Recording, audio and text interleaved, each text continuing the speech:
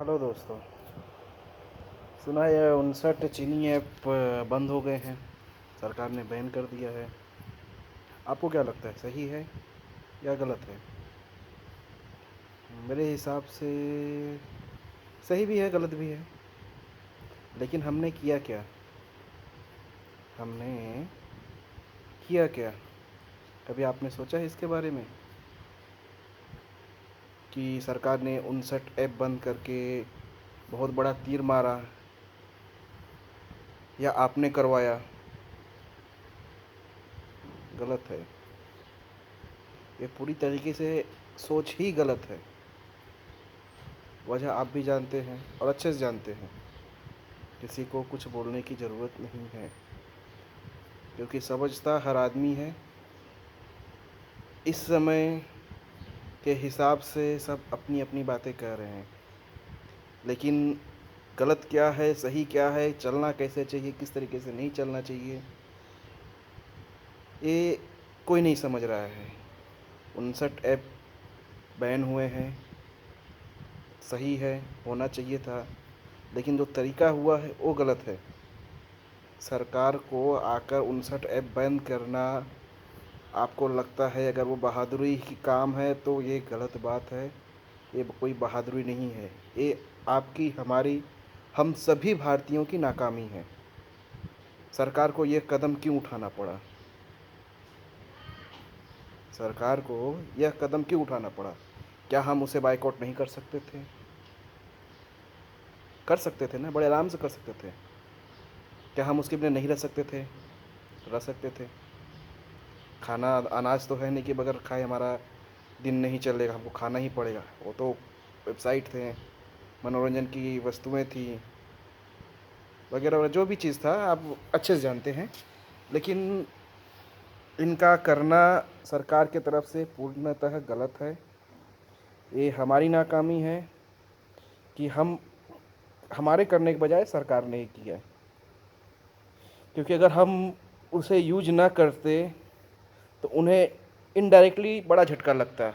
और हमारी सरकार भी एक पक्ष अपना अपना एक पक्ष रख सकती विश्व व्यापार संगठन के नियमों द्वारा, कि हमने कुछ नहीं किया, जो हमारी जनता थी उन्हें पसंद नहीं आया, वो आपके खिलाफ गुस्सा तो उन्होंने ऐसा किया, हमने कुछ नहीं किया। लेकिन हमने क्या किया? हमने सरकार पर दबाव डाला कि आप बैन कीजिए, सरकार ने बैन किया। गलती तो आपकी है, हमारी है, जो सरकार को कहना पड़ा और सरकार ने वो किया। दोस्तों, राष्ट्रवादी सोच अच्छी है, राष्ट्रवाद होना चाहिए।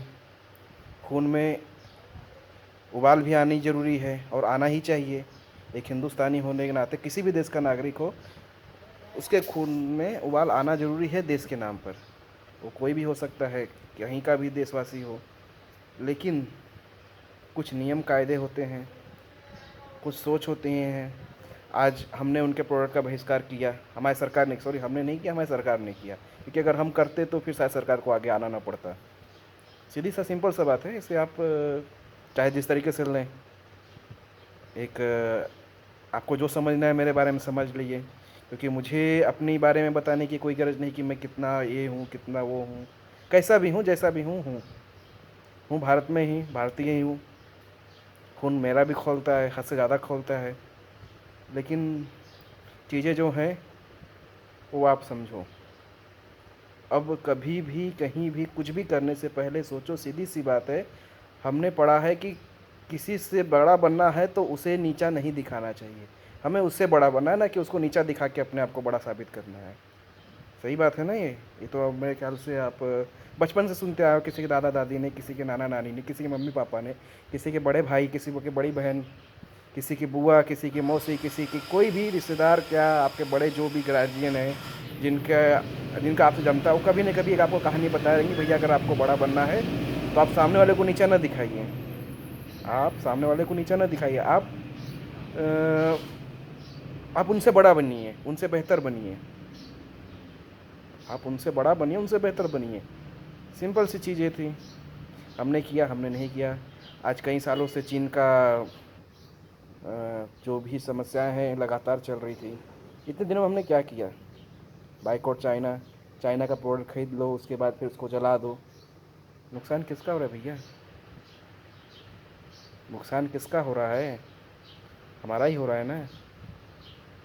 अगर हम धीरे धीरे चाइना का मांग कम करते हैं, ये ज़रूरी नहीं कि आज के आज कम करेंगे कल के कल का, ऐसा नहीं होता है। चीज़ों को, किसी चीज़ को शामिल करने में थोड़ा समय लगता है, किसी चीज़ को निकालने में थोड़ा समय लगता है। जैसे आज की भी मैं ये नहीं करूँगा तो आज से बंद बंद, ऐसा नहीं होता है। ये सब करने के लिए थोड़ा समय लगता है, थोड़ा क्या ज़्यादा समय लगता है, लेकिन करना पड़ता है। हमने किया, हमने नहीं किया, हमने क्या, किसी ने भी नहीं किया। सब बोलेंगे हाँ मैंने किया, हाँ मैंने किया। सामने खड़े हो जाओ आईने के सामने, आईना मतलब शीशा, उसके सामने खड़े हो जाओ और बोलो कि हाँ मैंने किया है। आप अपने आप से झूठ नहीं बोल पाएंगे, आप झूठ बोलते हैं अपने माँ बाप से, किसी से आप झूठ बोलते हैं, लेकिन कभी कभी आप बोलेंगे मैं इससे झूठ नहीं बोलता कभी कभी, लेकिन सच्चाई है कि आप सबसे झूठ बोलते हैं। लेकिन हाँ, आप अपने आप से झूठ नहीं बोल सकते। इसके लिए इसका सबसे बेहतर एग्जाम्पल है कि आप आईने के सामने खड़े हो जाओ, फिर आप सवाल पूछो कि मैंने क्या किया क्या नहीं किया। करीब मेरे ख्याल से 2017-18 से चाइना का विवाद ज़्यादा बढ़ा हुआ है। तब से ये चालू है कि चाइना प्रोडक्ट बहिष्कार करो, दिवाली में ये करो, वगैरह वगैरह। सोचने वाली बात है कि चाइना किसी धर्म को नहीं मानता, उसके बावजूद भी सबसे ज़्यादा मूर्तियाँ चाइना से ही एक्सपोर्ट होती हैं। हम हिंदू हैं, मैं भी हिंदू ही हूँ, और कट्टर तो नहीं हूँ, न नरमपंथी हूँ, ना कट्टर हूँ। जहाँ सही रहता है सही रहता है, जहाँ गलत होता है वहाँ गलत बोलता हूँ। इसमें आपको साबित करने की मुझे कोई ज़रूरत नहीं है, सॉरी, साबित करना ज़रूरत भी नहीं है और करने की ज़रूरत भी नहीं है। ठीक है, तो 2017 या 18 से लगातार प्रोडक्ट का बहिष्कार करो, या 19-20, आप 20 आ गया है, और ये आपका चीनी वायरस जो फैला है उसके बाद से ज़्यादा चालू हो गया है। ठीक है, आप किसी कंपनी को ये नहीं कह सकते कि आप यहाँ धंधा बंद करो या आप अपने प्रोडक्ट को नहीं लाओ। कंपनियां हैं, अंतर्राष्ट्रीय मानक पर खड़ी निकलती हैं, अंतर्राष्ट्रीय कानून हैं, उनके आधार पर अपना प्रोडक्ट लाती हैं, मार्केट में लेके आती हैं। आपको अगर उन्हें पीछे करना है तो आप अपना प्रोडक्ट बेहतर कीजिए। आप स्वदेशी का ठप्पा लगा के आप माना कि सीधी सी बात है कि आप चले जाओ किसी आटे की दुकान में, ठीक है। अब आप वो क्या बोलते हैं इसे, एक पुराने तरीके से जो होता है वो चक्की रख लीजिए, एक आप नया वर्जन चक्की ले रख लीजिए। आप बोलिए कि ये स्वदेशी है, इसमें समय लगेगा, आटा कैसे मिनट पीस के दे दीजिए। और दूसरा आपका मॉडर्न है, उसमें बेहतर तरीके से आटा और सामने वाले के हिसाब से आटा पीसा जाएगा, और क्वालिटी भी उसकी बेहतर रहेगी। मेन तो पिसाई पे होता है, क्वालिटी अच्छा बुरा जो भी गेहूं पे भी कम होता है, डिपेंड, थोड़ा क्वालिटीज़ पे भी होता है। उसके बाद भी स्वदेशी वाला आपको समझ लीजिए 40 रुपये में दे, और आपको जो मॉडर्न वाला है, नई तकनीक वाला है, वो आपको 30 में दे। तो आप क्या कहेंगे कि भाई वो मॉडर्न है, वो आज के दिन का बना है, इसे हम नहीं खाएंगे, हम वो जुनाई खाएंगे? नहीं खाएंगे ना, नहीं खाएंगे चीज़ों को। उस आटे को आप बोलेंगे भाई महंगा है, हम नहीं खाएंगे, ये खाने में तकलीफ़ होता है, नुकसानदेह है, इसलिए तो नहीं लेंगे ना भाई कि स्वदेशी है बस इसके लिए लो आँख बंद करके। भैया स्वदेशी के नाम पे भटकना बंद करो, आप स्वदेशी अपनाओ, इसमें कोई दो राय नहीं है। लेकिन उनके ऊपर दबाव डालो कि भाई आप बेहतर क्वालिटी लेके आइए, स्वदेशी के नाम पे हमें बेवकूफ़ ना बनाइए, आप बेहतर क्वालिटी लेके आइए। फिर देखते हैं कौन बाहर खरीदता है, हम भी नहीं खरीदेंगे, आप भी नहीं खरीदेंगे, पति सीधी सी बात है, कोई नहीं खरीदेगा। जब हमको बेहतर क्वालिटी मिलेगा, सही दाम में मिलेगा, तो हम बाहर का क्यों खरीदने जाएँ। और रही बात किसी को बाइकआउट करना हमारी जिम्मेदारी की, ना कि हमारी सरकार की।